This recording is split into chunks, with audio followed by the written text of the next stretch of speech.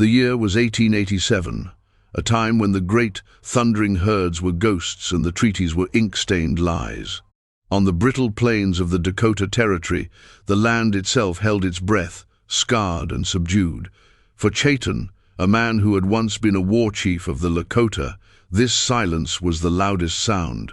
It was the sound of absence, the echo of a world that was no more. His authority, once as vast as the sky, had shrunk to the confines of a small, isolated lodge and the respect of the few who remembered the man he had been. Grief was a stone he carried in his chest, a weight for the wife and son the coughing sickness had claimed during a winter that had stolen more than just the warmth from the air. He lived with their memory, in the same way he lived with the rationing and the barbed wire fences that carved up the sacred earth. His days were a ritual of survival, a monotonous cycle of checking his few snares, tending to his 2 aging horses, and staring into a fire that offered heat but no comfort. He was a monument to a vanquished age, weathered and silent, his spirit banked like coals under a thick layer of ash. His isolation was a choice, a fortress built against a world that no longer had a place for him. He journeyed to the raw, wind-scoured settlement of Promise only when necessity demanded it, when his supply of flour or salt ran thin. The town was a festering sore on the prairie, populated by hard-faced men with suspicious eyes and women whose gazes slid past him as if he were part of the landscape, a rock or a dead tree. He endured their palpable disdain, the thick air of prejudice, with a stoicism that was often mistaken for arrogance.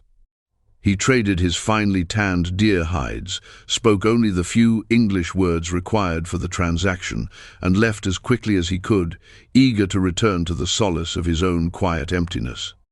On a blistering day in late summer, the dust of Promise clung to the air like a shroud.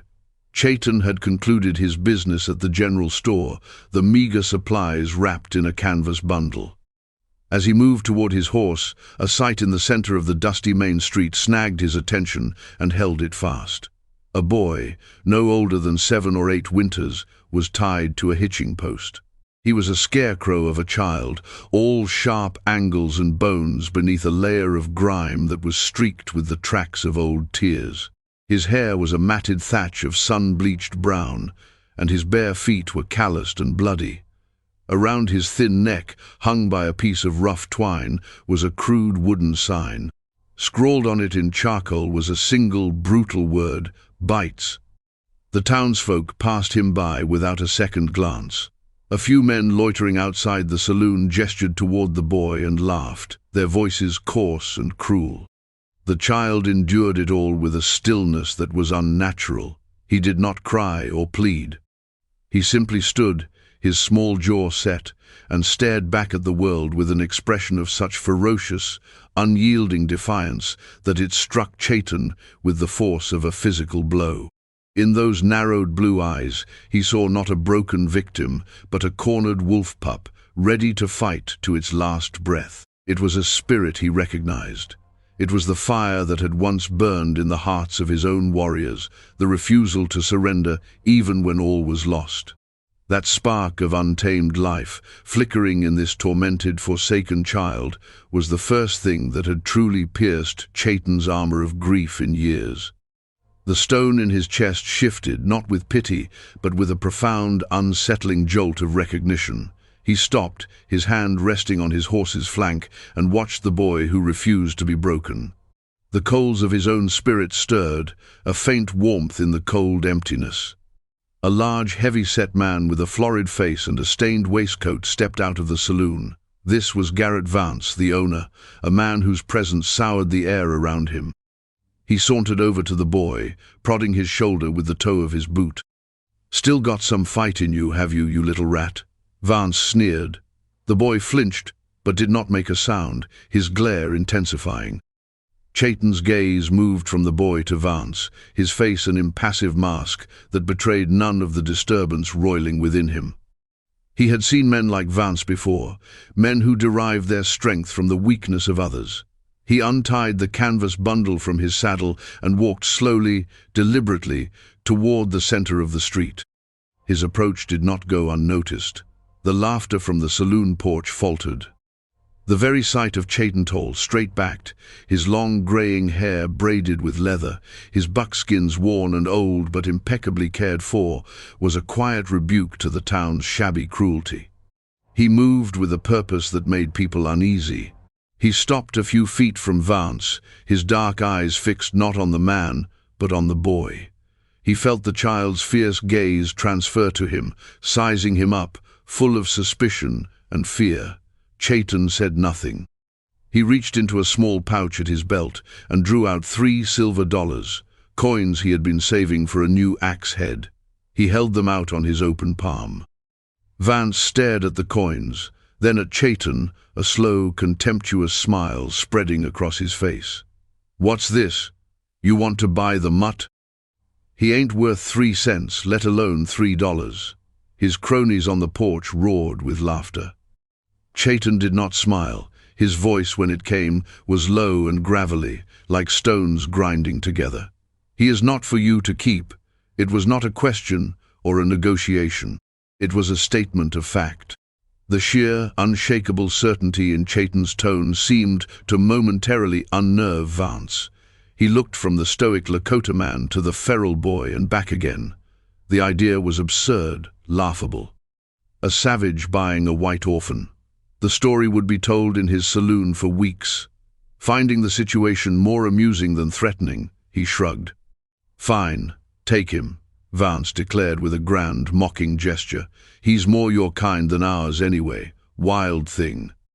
Chaitin closed his hand around the coins and let them fall into the dust at Vance's feet. He ignored the man completely now, turning his full attention to the boy. He pulled a long-bladed knife from its sheath at his back. The boy gasped and shrank back against the post, his eyes wide with terror, convinced his end had come. The men on the porch chuckled, anticipating a show. But Chaitin's movements were slow, measured. He knelt, bringing himself down to the child's level. He did not reach for the boy, but for the thick rope that bound his wrists to the wooden post. With a single, fluid slice, he severed the cord. He then cut the twine holding the sign and tossed it aside. As the boy's hands came free, his terror exploded into action. He lunged, his head down, and tried to sink his teeth into Chaitin's arm. It was the desperate, instinctual act of a creature who knew only violence. Chaitin was ready for it. He shifted his arm slightly, and the boy's teeth grazed the thick buckskin of his sleeve. He did not recoil or strike back. He simply held his ground, a rock in the face of a tiny, furious storm. He captured the boy's thin shoulders in his large, gentle hands, holding him steady. He looked into the child's terrified eyes and saw the raw panic within. For a long moment, they stayed like that, a tableau of silent confrontation. Then Chaitin let him go. He stood, turned his back on the gawking townsfolk, and walked to his horse. He untied a heavy wool blanket from his saddle roll and returned.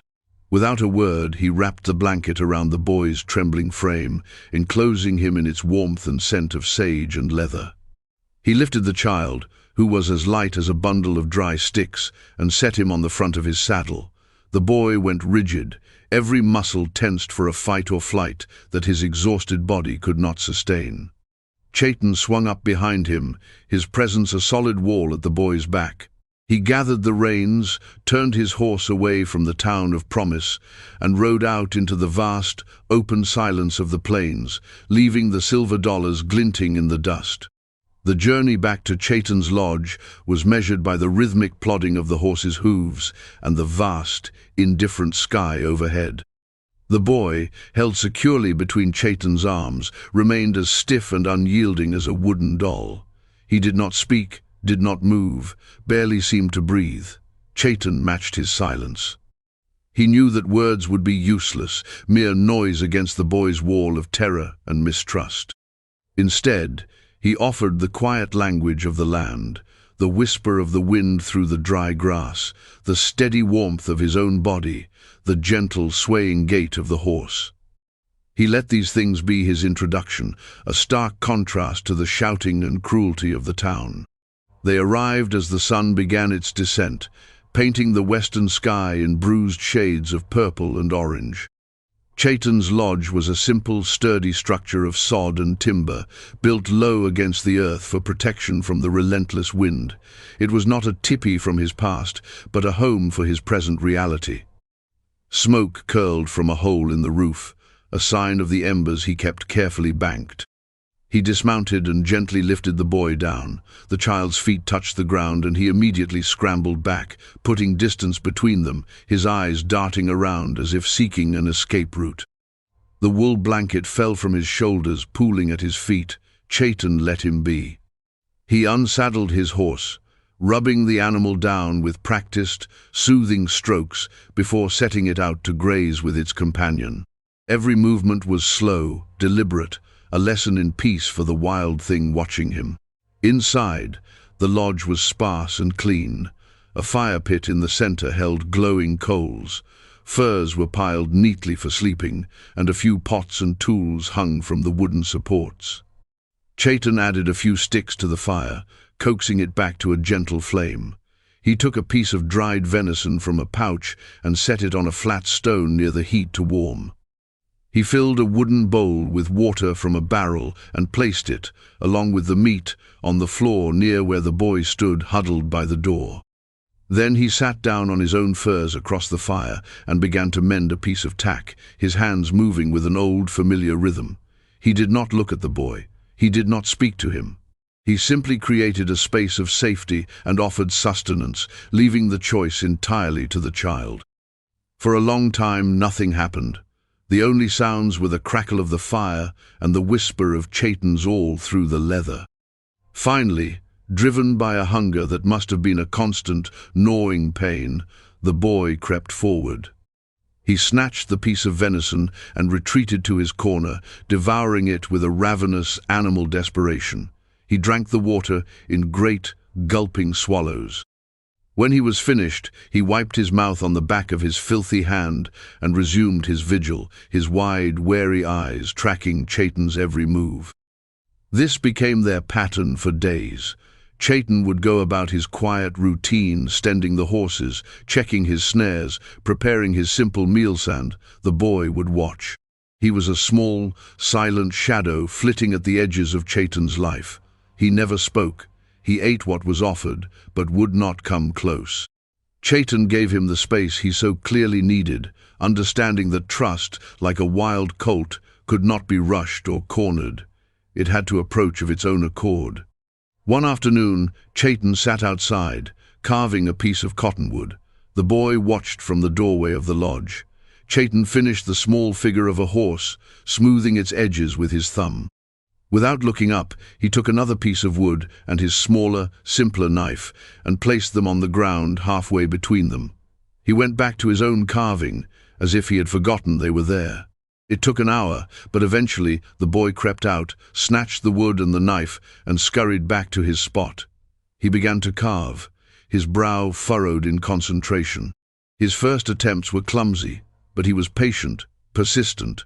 The simple, focused task seemed to drain some of the frantic energy from him.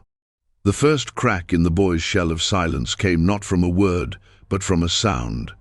A week after his arrival, a piercing cry tore through the deep quiet of the night.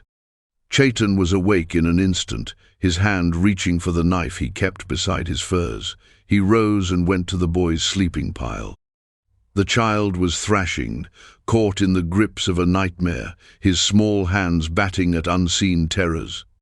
Chaitan did not touch him. He did not speak. He simply sat on the packed earth floor a few feet away, a solid, immovable presence in the flickering firelight. He waited. His stillness was a quiet anchor in the boy's turbulent dreams. Gradually, the thrashing subsided, and the panicked whimpers faded into ragged breaths.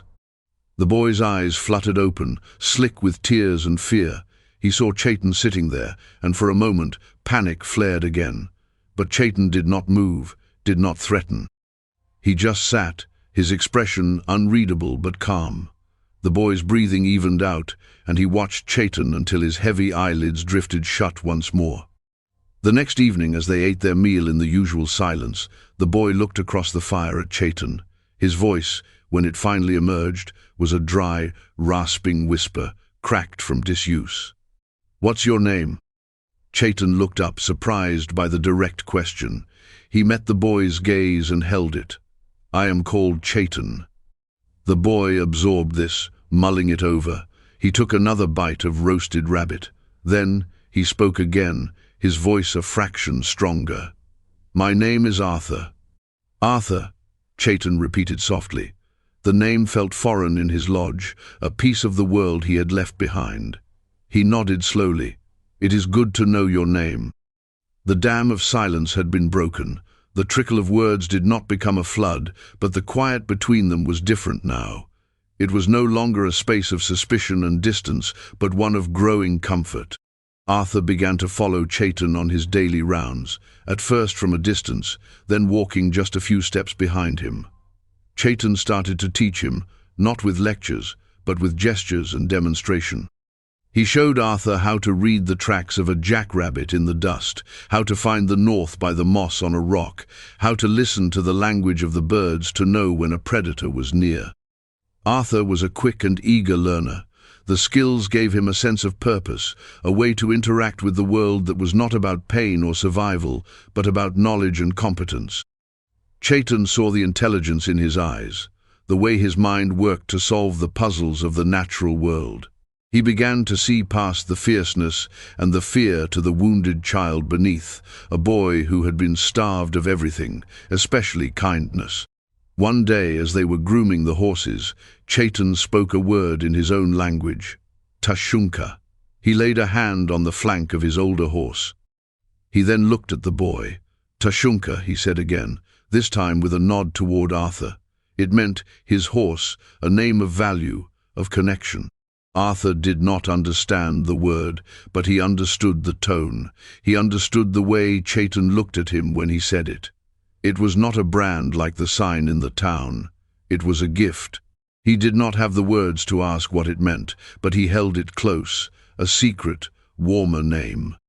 The hardened prejudice he had been taught about the savages on the reservation crumbled into dust, replaced by the reality of this quiet, patient man who had shown him nothing but a strange, gruff sort of gentleness.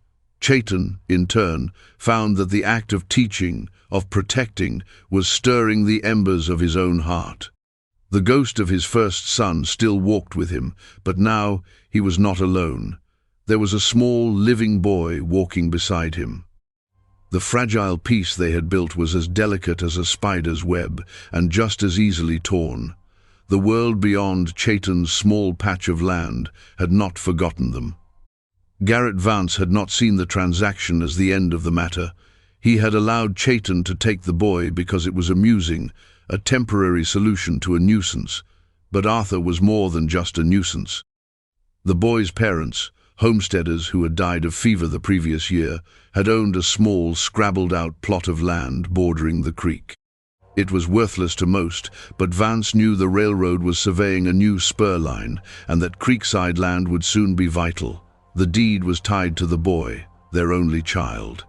Vance's plan had been simple: to break Arthur's spirit completely, to terrorize him into signing away his inheritance with a thumbprint on a document he couldn't read. When weeks passed and the boy didn't reappear, starved and begging at the edge of town, Vance grew agitated. Word reached him from a nervous trader that the orphan was not only alive but looked cared for. That he was living with the old Lakota man, learning his ways. Vance saw his plan slipping through his fingers. He imagined the boy confiding in his new protector, the savage getting ideas. He could not allow it. The boy had to be brought back, and the Indian needed to be taught a lesson about interfering in white men's affairs. One afternoon, as Chaitan and Arthur were checking a line of snares near the ridge overlooking their hollow, Arthur suddenly froze. He pointed a thin finger toward the east. Chaitan's eyes followed, and he saw them three riders kicking up a plume of dust against the horizon. They were still miles away, but their direction was unmistakable. They were heading straight for his lodge. A cold knot formed in Chaitan's stomach. He knew, with a certainty that went bone deep, who they were and why they were coming. He looked at Arthur. The boy's face had gone pale, the old haunted terror returning to his eyes. He recognized the threat before he could even make out the figures. "They are coming for me," Arthur whispered, his voice trembling. "They will not take you," Chaitin said. The words were quiet, but they held the weight of an iron promise. The ashes that had banked his spirit for so long were swept away by a sudden, hot gust of protective fury. This was no longer just about a lonely man finding a purpose. It was about a father defending his son. He put a hand on Arthur's shoulder. "Go to the lodge. Bar the door from the inside. Do not open it for any voice but mine." He pushed a small bundle into the boy's Hansa waterskin and a piece of dried meat. "If I do not return by sunrise, take the high path through the rocks to the west. Follow it until you reach the camp of Black Moon. Tell them you are Tashunka, the son of Chaitin. They will help you."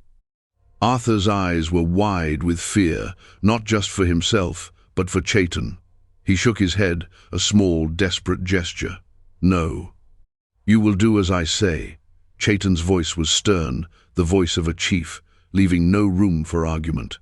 "Now, run." Arthur hesitated for another heartbeat, then turned and ran, his small legs pumping as he scrambled down the slope toward the safety of the lodge. Chaitin watched him go before turning his gaze back to the approaching riders.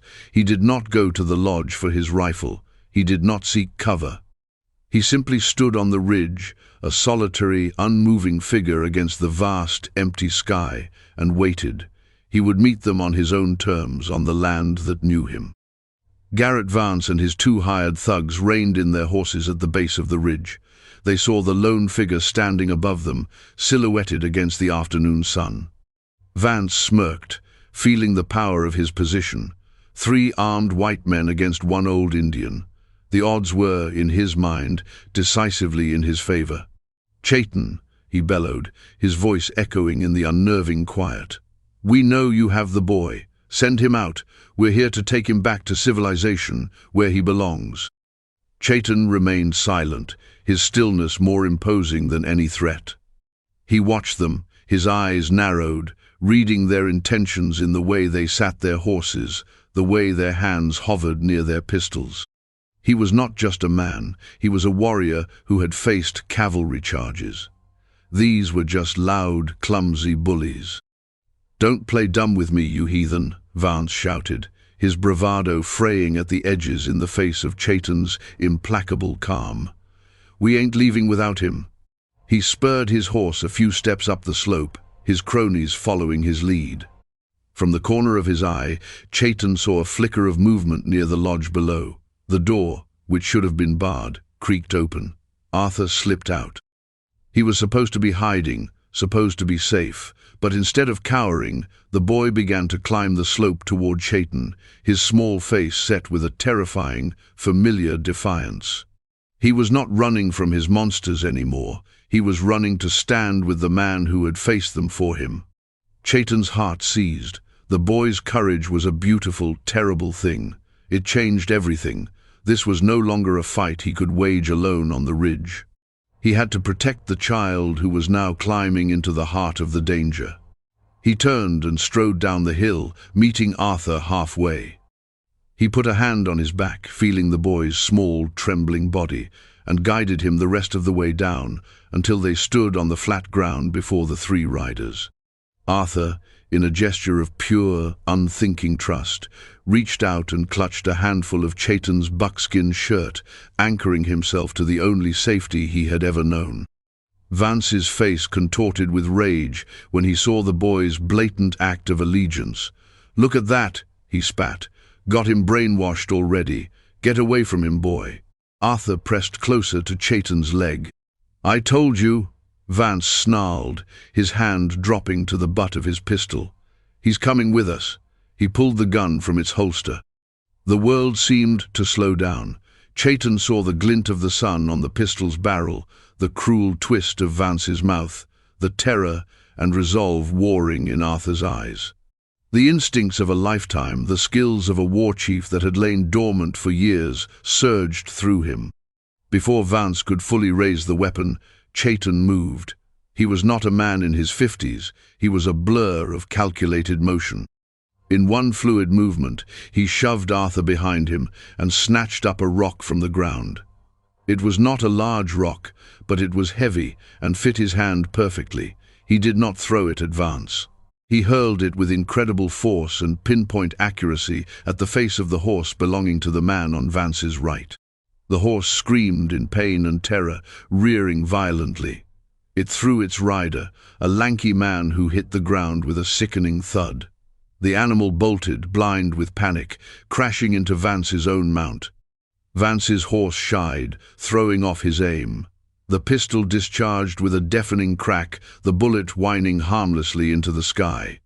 In that moment of chaos, Chaitan closed the distance. He ignored the third man, who was fumbling to draw his own weapon, and launched himself at Vance. He did not use a knife or a gun. He used his body, a weapon of pure, focused intent.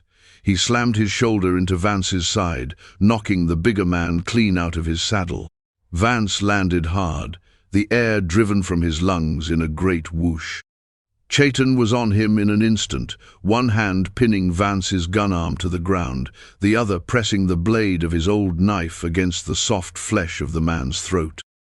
"He stays," Chaitan said, his voice a low, lethal growl. The fight was over. It had lasted less than 10 seconds. The third man, seeing his boss helpless and his companion unconscious, stared in wide-eyed shock. He raised his hand slowly, dropping his pistol into the dust. He had come expecting to bully an old Indian. He had found something else entirely. Chaitan pressed the knife just enough to draw a single bead of blood on Vance's throat. "You will not return. This land is not for you. The boy is not for you. He is my son." He let the words hang in the air, a declaration that was also a sentence. He held Vance's terrified gaze until he saw the man's arrogant resolve shatter completely, replaced by pure animal fear. Then he stood up, pulling the knife away. He kicked Vance's pistol far out of reach. He looked at the third man. "Take them, and go." The man scrambled from his horse, helped the groaning Vance to his feet, and began the clumsy process of rousing their fallen companion. Chaitan stood over them, a silent sentinel, until they had mounted their horses and retreated, not with the swagger of bullies, but with the frantic haste of defeated men. He watched them until they were nothing more than a small, shamed smudge of dust on the horizon. The silence that fell in the wake of their departure was profound. It was not the empty silence of loneliness, but the deep, resonant silence of victory and peace. The land itself seemed to exhale, settling back into its quiet rhythms. Chaitan turned and looked at Arthur. The boy was staring at him, his blue eyes filled with a mixture of awe, terror, and overwhelming relief. The fierce, defiant child was gone, replaced by a boy who had just seen his world saved. Chaitan's body ached. A long, shallow cut from a flailing spur on Vance's boot stung his forearm. He walked back toward the lodge on weary legs, the adrenaline draining away, leaving behind the bone-deep tiredness of his years. He sat heavily on the bench outside the door, the events of the last few minutes washing over him. A moment later, Arthur appeared in the doorway. He held a strip of clean cloth and the small wooden bowl filled with water. He approached Chaitan without a word, his movements hesitant but determined. He knelt before him and began to gently, carefully, clean the cut on Chaitan's arm. The simple, tender act was more powerful than any words could ever be. It was an acknowledgement, a thank you, a promise. It was the gesture of a son caring for his father. Chaitan watched the boy's small, concentrating face and felt the last of the ice around his heart melt away. The gaping wound of his past grief, the loss of his first family, did not disappear, but it no longer felt like a void. It felt like a space that had made room for this new, unexpected, and fiercely won love. Their life resumed, but its foundation was now forged in fire and loyalty. It was unshakable. Arthur Tashunka, as he now preferred to be called, was no longer a silent shadow. His laughter, at first a startling sound in the quiet hollow, became a regular music. He asked Chaitan one evening, as they watched the stars emerge in the velvet sky, what his Lakota name truly meant. Tashunka, Chaitan explained, his voice soft. It means his horse. A horse is a companion, a helper. It carries you. It is a part of your spirit. You are Tashunka, because you carry my spirit forward. A slow, brilliant smile spread across the boy's face, the first true, unclouded smile Chaitan had ever seen from him. He was no longer Arthur, the boy who bites, the orphan tied to a post. He was Tashunka, son of Chaitan. He had a place, he had a name, he belonged. A few weeks later, Chaitan took the boy to a high, windswept bluff that overlooked the rolling plains. It was a sacred place, a place he had always gone to speak to the spirits of his wife and son. He had never brought another living soul there. They sat together on the warm rock, the wind whispering secrets through the sparse grasses. Chaitan did not speak of the ones he had lost. He did not have to. Instead, he pointed to the east, to the faint, dark line of the Black Hills. There, he said, that was the heart of our world. He spoke of the buffalo, of the great circles of life, of a time when his people were as free as the eagles that circled above them. He shared his past not as a lament for what was gone, but as a legacy for the boy who sat beside him. As the sun bled across the horizon, casting them in a golden light, Chaitan looked at the boy. He saw the fierce spirit he had first recognized in the dusty street of promise, but now it was tempered with trust and illuminated by love. A discarded white orphan and a grieving Lakota chief, two souls cast out by their respective worlds, had found in each other what both had lost. On the fractured edge of a dying frontier, under the vast and watchful sky, they had forged a family. They had built a home.